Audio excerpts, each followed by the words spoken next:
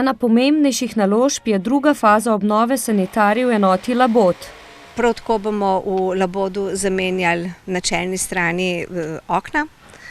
Okna so pravzaprav že kar stara, dotrajana in že kar precej vleče, tako da je ta investicija povsem upravičena.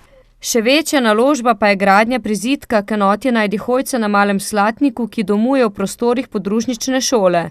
Tam so že zamenjali okna, nova je tudi hidroizolacija kleti.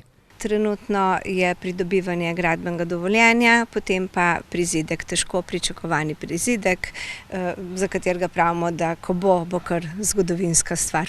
Ja, zdaj, če bi šlo vse po načrtih, mi računamo, da bomo v Najdihojci še v letošnjem letu. In jaz upam, da bomo tam v veselem decembru tudi mi veseli s selitvijo.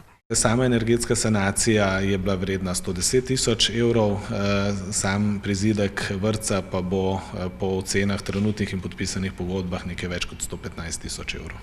Kar bodo zagotovili iz občinskega proračuna. Sicer pa je, kot poudarja Kušar Ambrožičeva, skupnih potreb vrtca za približno 600 000 evrov, a jih bodo morali reševati postopoma. Predvsem bodo morali razširiti osrednjo kuhinjo v Labodu.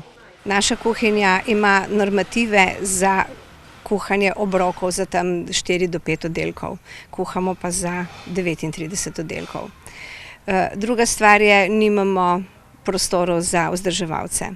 Morali bi obnoviti prostore pri vrtcu Kekec, ki so že obstoječi, tudi pridobili smo legalizacijo teh prostorov. V Kekcu bi tudi radi razširili prostore, medtem ko si še najbolj želijo obnove enote Marjetica na Lešnici, kar pa ni všteto v znesek 600 000 evrov.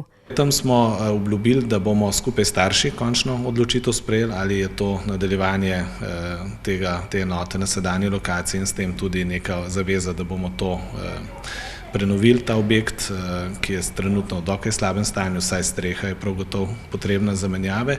Macedonija je na zadnjem sestanku zaznal, da se tako starši kot vodstvo šole nagibajo k ohranitvi zdajšnje lokacije vrtca, kar tudi sam podpira.